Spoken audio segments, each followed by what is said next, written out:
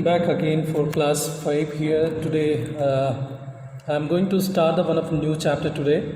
That is our chapter 4, that is weather and climate. So all before that we need to know about what is weather and what is climate, how it differ from the place to place and what is the significance of it. In our India, how many types of climate and the weather has to be promoted over here, we are going to see about in this chapter particularly. आज हम अपने अध्याय 4 में पढ़ेंगे मौसम और जलवायु के बारे में।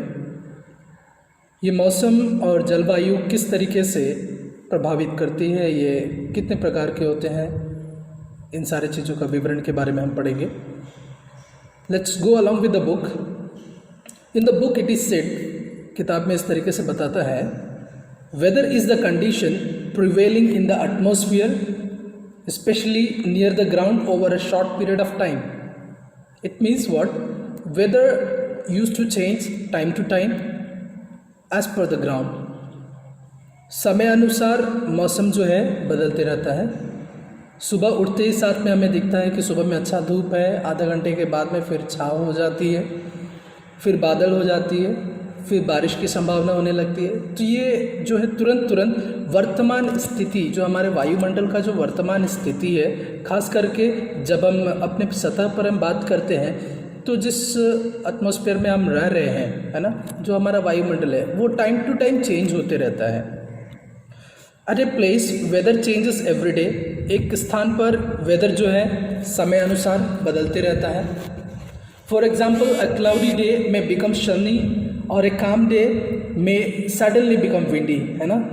हम जानते हैं कि जब कहीं भी, जैसे कि मैंने आपको बताया कि सुबह उठते साथ में हमने देखा कि काफ़ी अच्छा सूरज निकला हुआ है ना, और अचानक बादल छा गया। That is the conditional type of weather. और दिन काफ़ी शांत है, अचानक से आंधी तूफान चलने लगी। ये वेदर को डिनोट करता है। We may experience the different weather condition in the morning and evening. हम अपने प्रतिदिन के शैली में सुबह का मौसम कुछ और देख सकते हैं, शाम होते साथ में मौसम कुछ और हो जाता है। ऐसी कुछ जगह हैं जो मैं आपको परिचय कराता हूँ। अगर आप बिहार में हैं, झारखंड में जाएंगे तो झारखंड का वहाँ का क्लाइमेटिक कंडीशन कुछ इस तरीके से है। आप वेदर को अगर आप देखते हैं तो सुबह के टाइम में अच्छा धूप निकला हुआ होता है, शाम होते होते एक अच्छी खासी बारिश हो जाती है, फिर थोड़ा सा टाइम होते होते में धूप निकल आता है ना।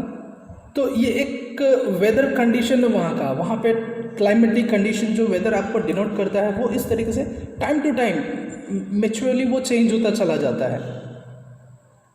Here climate is the average condition of the weather of a place और a region throughout a season. एक ऋतु के आधार पर क्लाइमेट जो है एक सामान्य रूप से एक हालात को दर्शाता है, किसी एक खास स्थान के बारे में या एक छोटे से इलाका के बारे में जो पूरा ऋतु वैसे ही रहता है। वो हमारा जलवायु या वहाँ का वातावरण को शो करता है। फॉर एग्जाम्पल, उदाहरण के लिए हम बात करते हैं, the climate of north Indian plain is very hot in summer and very cold in winter. अगर हम उत्तरी प्लेन के बारे में बात करें, उत्तरी मैदान और उत्तरी इलाकों के बारे में अगर हम बात करते हैं तो वहाँ पे हम लोग क्या मिलता है कि गर्मी जब भी आता है, समर के टाइम में बहुत ज़्यादा गर्मी हो जाती है और ठंड के समय में बहुत ज़्यादा ठंडी पड़ती है। The climate of the place affect the plant and animal as well as the people, their food and clothes, है ना। ये लोगों का जो वहाँ पे जीवन शैली या फिर पशु पक्षी या फिर वहाँ पे रहने वाले हर एक पेड़ पौधों के लिए वहाँ का वैसा एक जलवायु जो है वो क्या करता है, प्रभावित करता है। The factors that determine the climate of the place are follows। यहाँ पर हम देखेंगे कि क्लाइमेट का किसी किसी स्थान पर चेंजेस होना, है ना, कुछ उसमें निर्धारित बातें हैं जो उसको संशोधित करती है ना, सूचित करती है इस चीज़ के बारे में। क्या है वो? Distance from the equator, equator से उसकी दूरी कितनी है उस जगह की, खास करके वो उस पर भी निर्भर करता है कि वहाँ का क्लाइमेटिक कंडीशन कैसा होगा। Height above the sea level, है ना, और अल्टीट्यूड, समुद्री तल से उस जगह की ऊंचाई कितनी है इसके ऊपर भी वहाँ पे निर्भर करता है, क्योंकि समुद्री तल के आसपास में जितने भी इलाका है वहाँ पर हवा और वहाँ की मौसम अक्सर गर्मी ठंडा बराबर नहीं रहता है, सभी जगह का डिफरेंट हो जाता है। Alright, the distance from sea that we have seen, समुद्र से उस जगह की खास दूरी कितनी है। डायरेक्शन ऑफ द विंड, है ना, हवा का जो वेग है वो किस डायरेक्शन में, किस दिशा की ओर है, ये भी उस पर निर्भर करता है किसी भी इलाके का क्लाइमेट का चेंज होने में। डिस्टेंस फ्रॉम इक्वेटर, हमारा जो इक्वेटर है, मध्यांतर रेखा है, हम लोग पहले ही पढ़ चुके हैं व्हाट इज इक्वेटर, है ना। तो इक्वेटर जो है ग्लोब को हम लोग देखे हैं ना, इक्वेटर को हाफ ऑफ द पार्ट में जो डिवाइड कर रहा होता है that is the central line, central lasting long line is called equator. Now see, we know that we receive the heat and light from the sun, जैसा कि हम जानते हैं कि हम हीट और लाइट जो है वो हमें कहाँ से मिलती है, सूरज से प्राप्त होती है। We do not receive the equal amount of heat at all place, है ना, हम जानते हैं कि हर एक जगह पर एक समान मात्रा में, एक बराबर मात्रा में हमें धूप या फिर गर्मी उसका नहीं मिलता है। Places near the equator are hotter than the place far from the equator, है ना, जो मध्यांतर रेखा के करीब है जो प्लेसेस, उनके पास में ज़्यादा गर्मी होती है, और जो दूरी पर है उसके पास में उसका गर्मी या उसका रोशनी कम होता है। लुक एट द पिक्चर, यहाँ पर आप जो दर्शाया गया एक पिक्चर है उसको आप ध्यान से देखिए। It shows that the sun rays are falling vertically over the equator, है ना।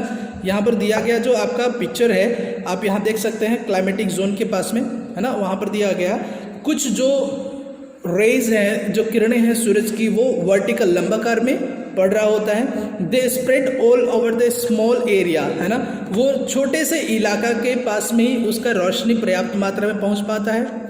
द पोलर रीजन, है ना, जो ध्रुवीय क्षेत्र है या फिर विपरीत क्षेत्र जो है, the sun rays are slanting, है ना, वहाँ पे क्या होता है, तिरछा पड़ रहा होता है, झुका हुआ होता है, जिसके वजह से क्या होता है, उसका सनराइज डायरेक्ट वे में नहीं पहुंचता है। They also fall on a large area, है ना, जिसकी वजह से क्या होता है, वहाँ पे उसका एक बड़ा क्षेत्र पे उसकी रोशनी आती है।